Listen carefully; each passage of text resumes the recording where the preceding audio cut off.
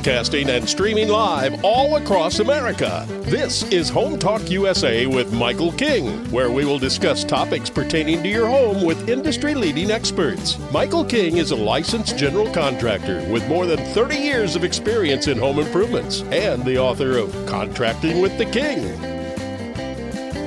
Join us this hour for our segment Invent America with your co-host, the Inventor Lady Rita Crompton. Discover what's next in the home improvement industry and explore new products and innovations. Or if you have that next great big idea, learn what it takes to bring your invention to the world. As Michael King and Rita Crompton talk to America's inventors and innovators. Remember, the America of tomorrow is being invented today.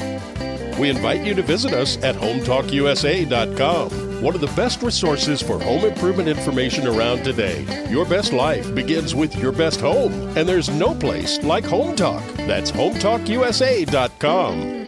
And now, we proudly present Invent America from the #1 home improvement radio program in the country, Home Talk USA, with your host, the Cajun contractor, Michael King, and his co-host, the Inventor Lady, Rita Crompton. Hey, welcome to Home Talk USA, right here on the Home Improvement Broadcasting Network. Don't forget, we are streaming live on the World Wide Web at HomeTalkUSA.com. This is the Invent America show, part of the Home Talk USA radio family. And now I'd like to welcome my sidekick and my partner in crime. That's right, you heard crime. Yeah, she's on the line right now.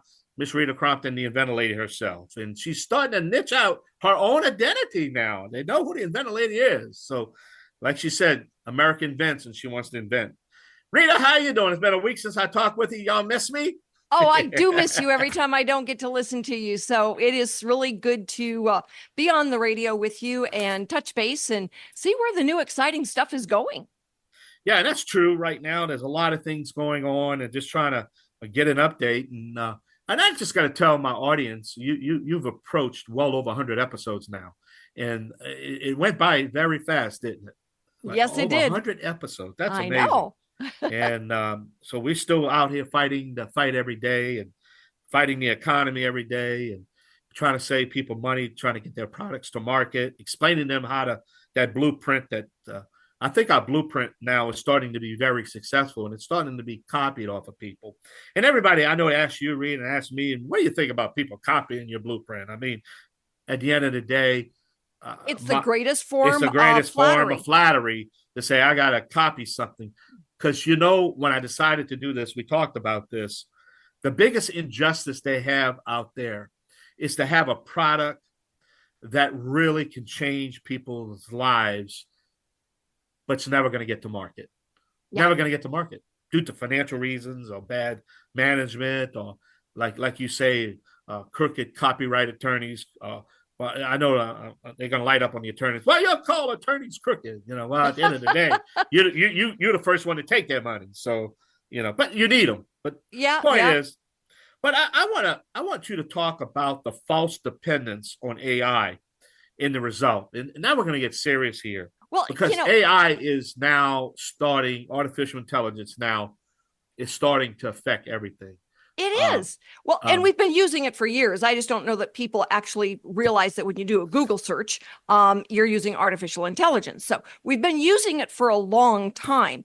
It's the dependency on one search engine that can be a killer. And when someone tries to sell you an artificial intelligence service, like doing a search, all right, it's easy to manipulate things. And so you've got to take it in stride. We know that, Google patents is artificial intelligence, but it only shows about 1/3 of what's really out there. So if that's your only artificial intelligence that you're using, you've got a problem. The other big one we see is when they use AI, they buy a template to do their own intellectual property, their own patent, and they fill in the blanks. Well, if I can read it and circle the words you filled in, so can a judge. You get thrown out. Well, so things, you've got to be careful. Well, I'm sorry to interrupt you there, and I have to admit something on the air right now. When you brought me this topic early part of last week and said, because I let you do your topic, what you want to discuss because it's very important, and you said you want to talk about the false dependence on AI. I said, what? and then I owe you credit because I'm going to tell you why. And now I'm getting into politics now because I have to make this statement. We all know what happened 2.5 weeks ago when somebody almost took our ex-president out. Okay, we already know what happened.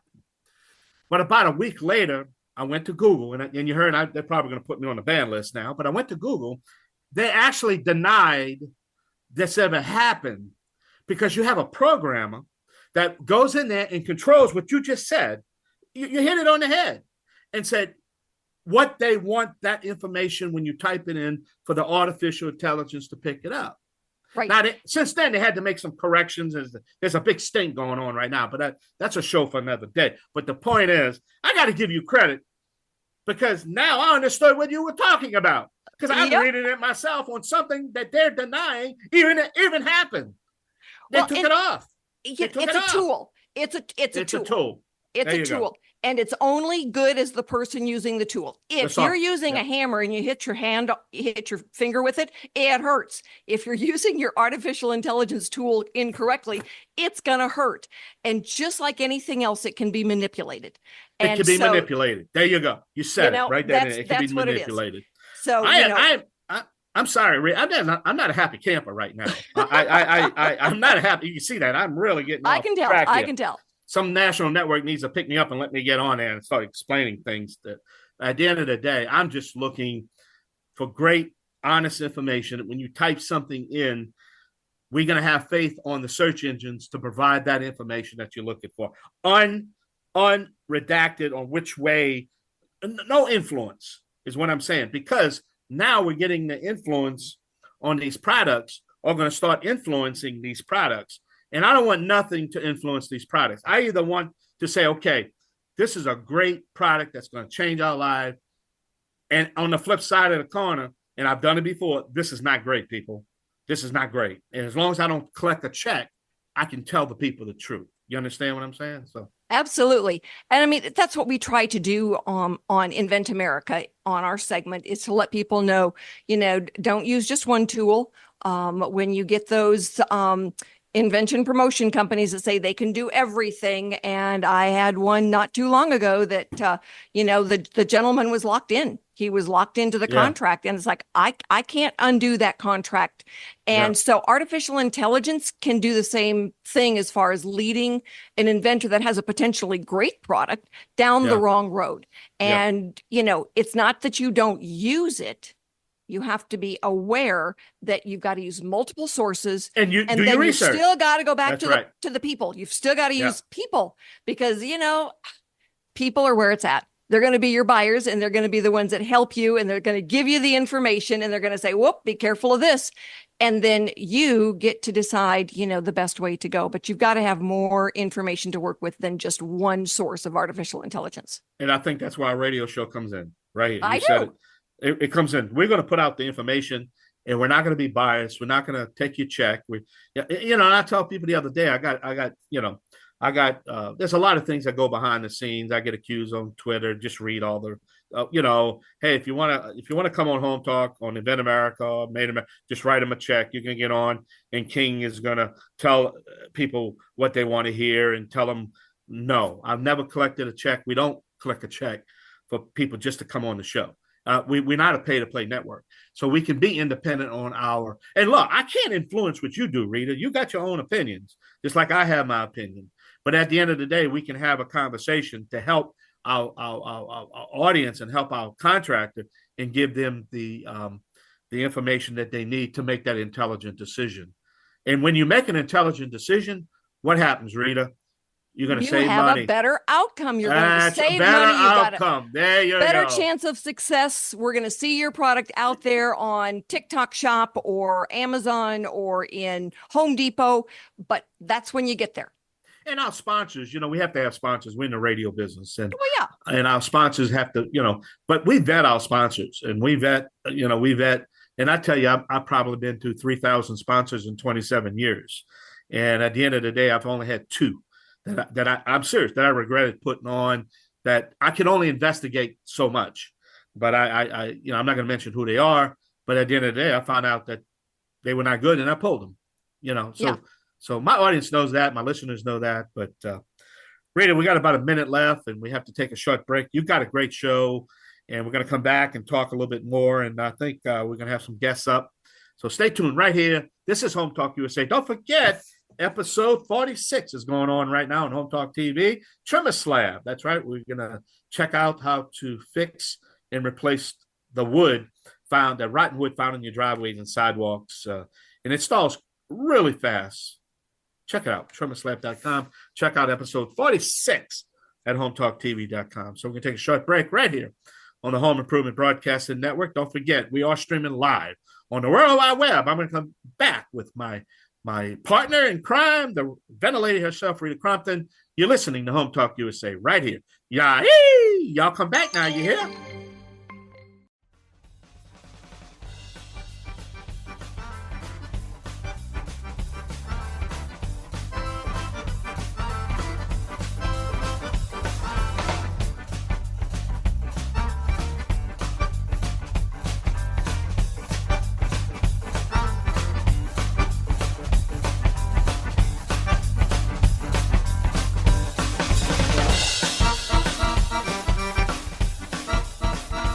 Hey, welcome back to Home Talk USA. Don't forget, we are streaming live on the World Wide Web along with me and the Inventor Lady herself, Rita Crompton. Don't forget, this segment of Home Talk is sponsored by Aztec Washer, revolutionary, innovative roofing products since 1968. Seal it right, seal it tight with AztecWasher.com.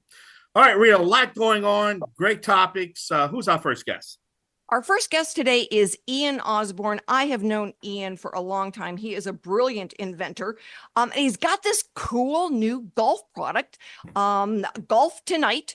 And it is amazing. And we're working at licensing it. So Ian, tell our listeners a little bit about Golf Tonight. And you are on the market, correct? Correct. I am. Excellent. Okay. So tell everybody, what is Golf Tonight and where can they go get it? So we're taking a proprietary golf ball that glows in the dark. It is not battery operated. It actually has proprietary luminescent material mixed in with a golf ball. They come in two flavors, a permanent range ball, and we also have a tournament style ball. For this application, we are using the range ball series so that you go out to a driving range and you have these boxes set up, and the boxes hold 250 golf balls, and they supercharge them in less than 90 seconds, and they take the luminescent properties that are built into the golf ball and supercharge them really high intensity levels of glow.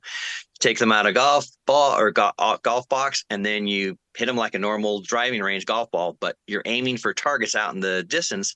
You can see these golf balls fly through the entire arc all the way down, hit the ground, and rolling away up to 400 yards away. So as long as you can see it at night, you can see the golf ball glowing the entire time. The ball glows for approximately 8 to 12 hours total time, and they are rechargeable indefinitely inside of the machine. We sell them on nightgolfsystems.net, and we have them currently at multiple golf courses around the United States. We've got a new golf course coming up in 2 months in California that will be adding in 10 boxes to start with, and then another 10 boxes right after that for their driving range. Excellent. That is so cool. So the topic that we're kind of going through today is artificial intelligence. All right, AI, it serves a purpose, but boy, it can be really misleading. So what have you found in your experience as an inventor and a businessman on how it can be good and how it can be really a kick in the tuchus? Well, to me, it's just like Google search engine. If you do not know the correct right parameters to plug into the AI interface, you can get the most bizarre outcomes that you never even thought possible. Some of them are cool. Some of them are, I don't think I would ever have thought of that in my wildest dreams. But AI, it literally, again, people don't understand the fact that AI it doesn't know what to do until we put something into it. So it's, in my eyes, it's not truly artificial intelligence because we have to give it something to start with. And without something to start, it doesn't know what to do. And, for an inventor, you don't know about how to write a utility patent because you didn't go to law school. So when you go in and you do a search, for an example, if you search automobile, but the attorney put in mode of transportation, guess what? You're missing all of those patents that might not actually list automobile, but listed under mode of transportation. Well, now you've got the bumps and the bruises when you say, oh, it's never been done before. It's like, hello, go out and sit on the highway, because we're dealing with it all the time. So you're right, and it's only as good as what you're putting into it to get the results. Right. And if it's been set up to manipulate you, then it's not even as good as the results you're getting, because it's manipulating you. Right. And that's one of the factors that I think that people don't seem to understand, is that what goes in comes out. So whatever you put in it, you're going to get something based off of that input. And if you choose the wrong word, whether it be semantics or it's like tomatoes and tomatoes, they're spelled the same, but people say it two different ways. So that's what happens with AI. It can take it one way and give you something that has nothing to do with what you asked for. So it has issues and limitations, because again, I don't think it's truly artificial yet. Right. I mean, it's like, when you go to your doctor and say, well, I Googled it, and the doctor gets really cranky. It's because, you're only as good as what you're putting in for the results. And, oh, yeah, you didn't go to school to become an MD. So putting the stuff in and then telling your doctor what he's supposed to be doing, really seems kind of silly. And it's the same thing with searches. It's the same thing with patents. It's the same thing, just even looking for a product. I mean, if you go to Amazon and you put in the wrong words, you're not even going to get the product you're looking in. There might be 15 different versions of the same product, but because you put in the wrong words, that what you put into it is not necessarily intelligent. Right. And then you go down a rabbit hole. Yes, exactly. Exactly. It's like so many of my inventors, it's like, well, I did my own search. And then, SearchQuest does a search for them, and we find a half a dozen things that are dead on. And, I had a gentleman not too long ago, and that was one of the things that sparked this, was that he was saying, well, I'm a genius level, and I've been doing this, and there's nothing else out there like it. And holy cow, he had his search done, and we found at least a dozen of things that were, if not exactly, too close. And he goes, no, you're wrong. It's like, it's right here in front of you. I sent you the pages with the links. Go link on it and look at it. But he wasn't searching internationally. He wasn't looking for things that were out there in the marketplace, but that weren't showing up at the USPTO yet. And he wasn't putting in the right words. I mean, he was making all the classic errors. And so for somebody that, he just thought that he was so intelligent, he really blew it. I can be the smartest man in the world, but when it comes to looking for something via patents or regardless, if you're searching something, it's like, oh, I got my horse blinders on. I'm focused on what I know I have in my head. I know what I designed, and I'm going to ask for what I believe in my head is what it is. And it's not going to come out what it's supposed to be. Well, our clock is ticking down for us, and that is not artificial. It's right here in front of me. What advice do you have for inventors? Man, I've used SearchQuest, and it is well worth the money and the time, because, again, I don't have all the answers, and I don't have all the correct questions to ask when I'm looking for a search. And they go through it, and they think outside of the box. And that's one of the things that, my company, Wild Ideas, we do things out of the box. And you need another person to be able to go outside of the box with you in order to be able to find something down the road in your patents. Well, thank you, Ian, so much. We are going to take a quick break, everyone, and we are coming back with Leland Black, the inventor of EcoDripper, another brilliant product to have out there in the marketplace. So stick with us, because we will be right back after we go and pay some bills.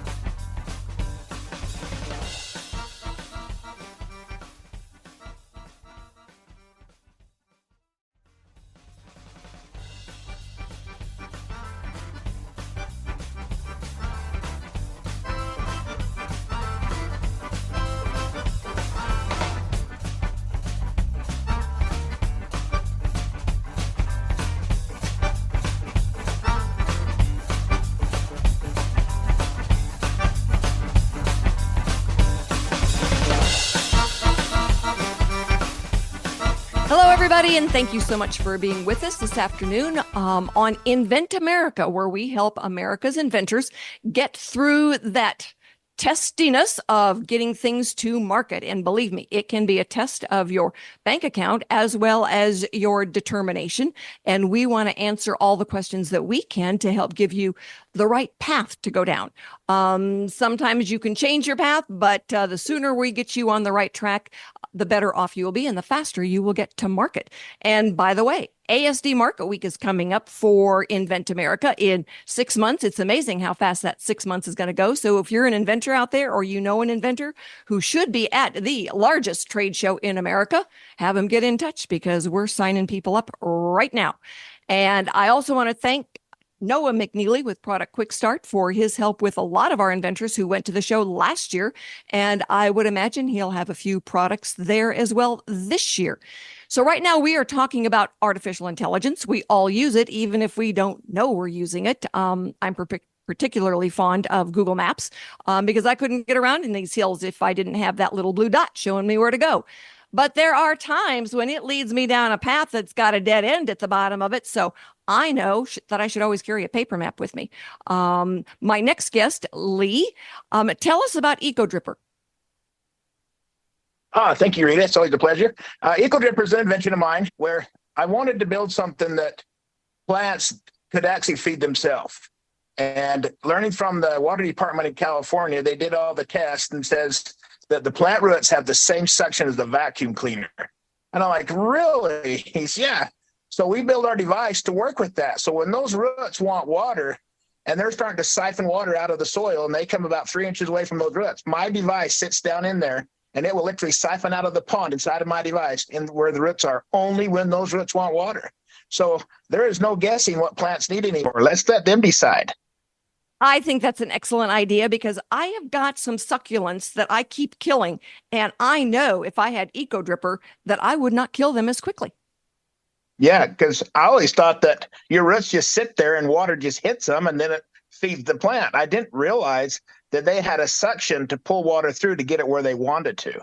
So it was really exciting to see how it worked. And I bet you that didn't show up on an artificial intelligence search, did it? You actually had to go and figure it out. That's right. I don't like the artificial intelligence search when I do a product.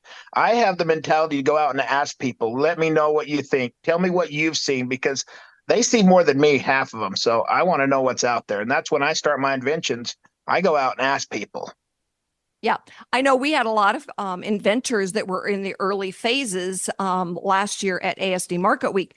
And one of the things, they had all used Google search to do things. And then they went ahead and they used SearchQuest. But the difference then was the people that came and talked to them and gave them suggestions. That only happened because they were there face to face talking to people and getting their feedback. They weren't getting that on a search engine or a Google search or on Amazon or any place else online.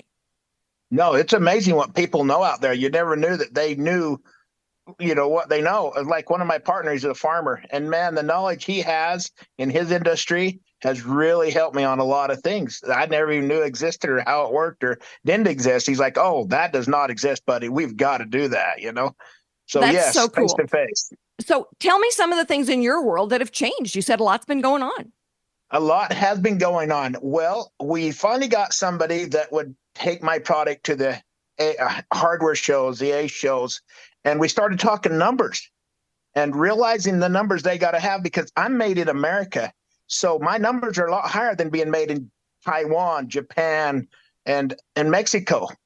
And so we realized that they said, we'll double your number. And then the person who connected you to them wants 15% of that number also, which is a huge part of your product. You're like, I'm not going to make any blooming money. And so I was talking and they says, well, did you know that half those people go to like Mexico or Taiwan and get their product built that way to sell to the big boxes? And then Made in America is sold to the real product, to your little stores. And DeWalt came up to be one of those companies. We found out the A store here in town, this guy fixed DeWalt's tools. And he says, I quit doing it because half their tools are built in Mexico to sell to Home Depot, Lowe's, and the big box. And the other ones are built for their DeWalt suppliers. So it happens. It's amazing. Yeah. Absolutely. It's challenging because we see that tug of war of manufacturing. People want to manufacture in the US. It was just like Wendy, I'm going to have her on in a couple of weeks. And for her, she got the pricing right, but the shipping, because her product is heavy, the shipping was just going to kill her. And so she had to, regroup and look at, making in the US, because shipping it from overseas was going to double the cost of the product. Yeah, so I found out it ain't worth my time using that person to get out there. Even though they have a huge network, it's better for me to go out there myself and go to those shows and get those contacts, because it is such a huge cost difference that it's worth the time of the show. I found out it is worth paying for the show. I know. So you're going to be going with us, right? I'm trying to. We're figuring that out right now and talking. So I will let you know. All right. See, right now, as far as artificial intelligence, and you're speaking on that, the only way we're using it right now is through Amazon and a company called Eva, and that's what they use. And it's amazing. I mean, it's defined for a certain purpose, and it's been a real good thing for us. All right. Well, let me ask you this then. Have you tried TikTok Shop?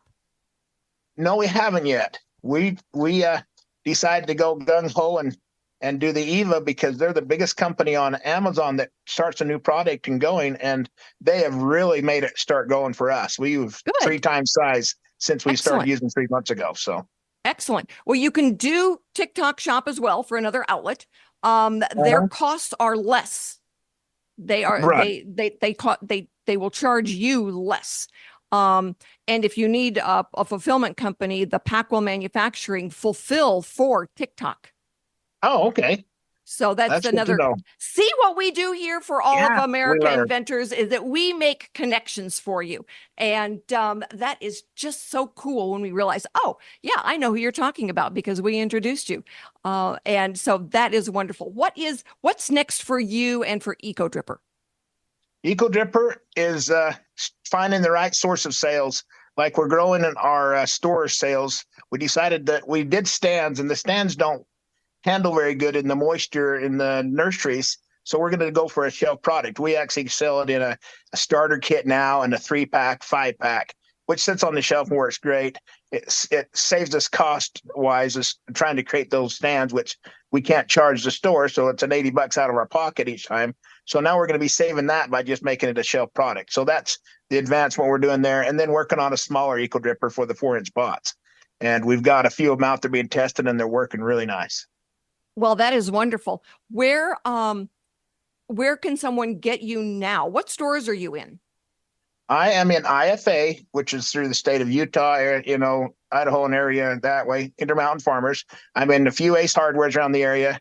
And then I'm on Amazon, big time on Amazon. So find me there, and Shopify, which is ecodripper.com. So that's where I'm at. Excellent. All right. And so what is the next show that you are going to go to so that if somebody out there is listening and they happen to be going to the same show, they can stop in and say hi? I am not sure because I've already finished one and we have not sat down to discuss the next. So our funds have been a little tight because of all the new things we're putting in and trying to keep product up. So we are just discussing that. And so I'm hoping to give you some good news. So I'm hoping you will too, because you know what? We're sending out notices. Probably in the next couple of days. Yeah, and giving everybody. Last year was great. Just letting everybody know it did work and it was awesome. So, well, and it was wonderful to have you. You were a wonderful addition to our team that was out there. And part of it was because, your product was far enough along. You could not only sell product and take orders, but you could give advice. Yep.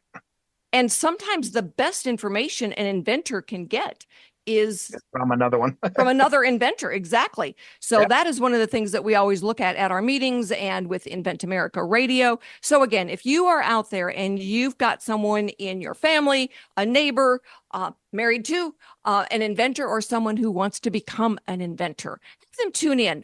All of our episodes are online. We're streaming on 8 different platforms. They can join the Inventor Roundtable meetings. It's always free for the inventor.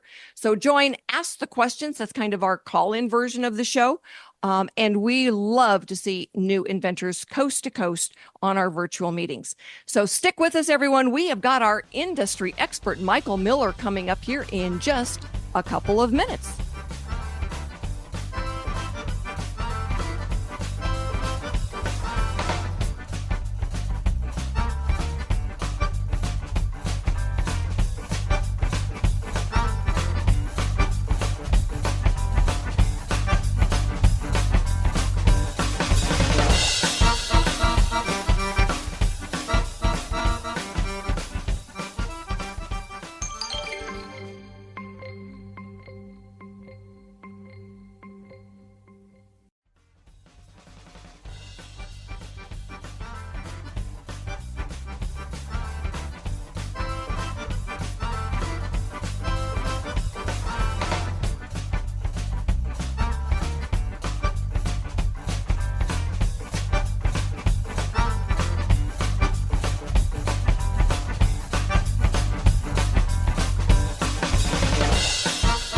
Hey, welcome back. That's right. This is Invent America show on the Home Talk USA radio family. Don't forget, this segment of the show is sponsored by, that's right, Made in America. Welcome back. This show is, again, Liberty Tabletop by Sherrill Manufacturing, America's only flatware made in the U.S. For all your flatware, dinnerware, cookware, glassware, think Liberty Tabletop at libertytabletop.com. Reed, I tell you that Bill, he has a lot of stuff going on there, and I hope he can join us at the the Market Week. ASD Market Week coming up in March. And I know March 2025, but it will roll around really, really fast. So we've had a lot of people say, oh, yes, we want to come. I have clients. So, yeah, we're getting them lined up. I understand you got our friend Michael Miller ready to go, huh? Well, yes, I do. Yes, I do. Michael, thank you so much for joining us today. I have known you for a long time, since we started working on Disposal Genie together, 15 years ago? Oh, at least that. Yes, absolutely. So, and that was a great product to get into all of the Home Depots. I know I went into a Home Depot one time and they said, do we have anything in this store? Because I wanted to meet with them and, get some opinions on some different products. Do we have anything in this store that we'd recognize as yours? And I go, Disposal Genie. And he goes, oh my God, can you be here at 8:00 tomorrow morning? So yes, it's been a really good product. Thank you so much for joining us today. The disadvantages of putting all of your eggs into an AI basket. You've done this for a long time. You've seen some of the mistakes. Share with us some of that expertise in just how limiting artificial intelligence can be for an inventor.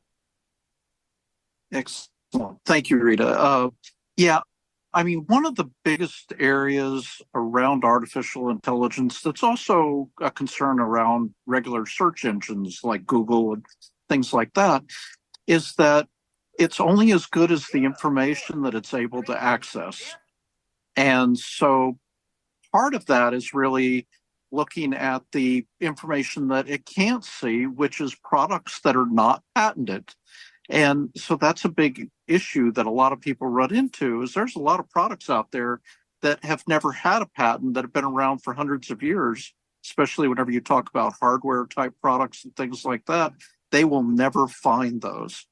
And you had even mentioned earlier about international patents. Unless you're specifically searching for that, you will not see them. And if you start going down that path, it can be really bad. Well, we get a lot of inventors who will have their SearchQuest search done after they've already filed their provisional and they've spent thousands of dollars on a prototype. And then I'll ask them, did you have a comprehensive search done? And they say, well, my attorney did a search. Well, your attorney only does the USPTO, and they can't see the 2.5-year blind spot either, and they're not going to waste the time, and you don't want to pay them their hourly rate to just start searching around on websites and stuff like that. So when they get a search done where the searcher's gone to, not just the USPTO, but they've gone internationally and they've started looking for products and websites and videos on YouTube and all those other places where people go early and they start finding stuff. And like you said, a product doesn't have to be patented to go to market. And so there's a lot of things.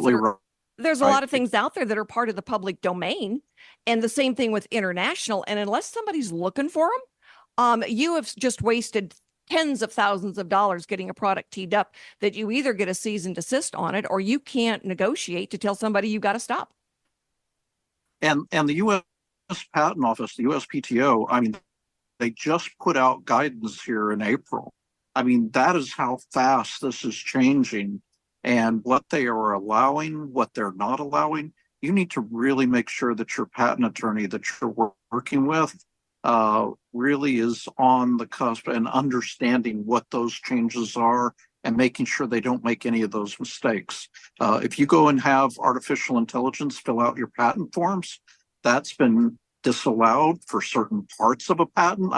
There's a lot of things that are rapidly changing within this whole AI and patents. Well, and that's good to know. I'm glad of that part of it, simply because I would get so many inventors say, well, I bought a program that all I've got to do is tell it what I'm inventing and it'll write the patent for me. It's like, no, you can't do that. But they don't know. They don't know unless we tell them. That's right. And that's why this type of information. Thank you so much for putting it out there, Rita, because this is really what people really need to understand. So everybody out there that is listening to me and to Michael King and Michael Miller, we have so many mics related to this show, and love every single one of you. But what we do is to really give you the guidance on where to go, ask the right questions of the service provider, give you vetted service providers so that you are able to get the best information possible. And a lot of times when we look at, and I'll get someone that says, well, it's kind of like this, but it's better. That's what we want to know. What is the difference? Why is your product better? And artificial intelligence is not intelligent enough to see the nuances of why one thing should get a patent and something else should not. That's right. Rita, you made a good point. Absolutely. Yeah. All right, we need to be wrapping up right quick. Rita, Mike, thank you so much. How do we learn a little bit more about you again? Well, for me? Yes, you. So for me, you can reach out to me via email, michael.innovation@att.net. And you can always reach me through Rita if you have any specific questions for me. And I'm on LinkedIn as well, and I get an awful lot of communications via LinkedIn every day. Well, I'll tell you what, Rita, this was a great hour, constantly expanding our blueprint. And that's what we're trying to do, is constantly expand it. But Rita, I tell you, I can't wait till next week. We are going to have some new topics to discuss, and we just want our audience. But don't forget, at the top of the hour, hey, we have our friend Greg Owens. He's going to be be joining me on Home Talk USA and Made in America. So till next week, Rita, hey, I'll let you sign it off, Rita. My pleasure, everyone. If you are out there and you are an inventor or you know an inventor, please have them get in touch and go as a consumer and buy some of these wonderful products. Till next week. Ça, c'est le bon temps relais. Yahoo! See ya.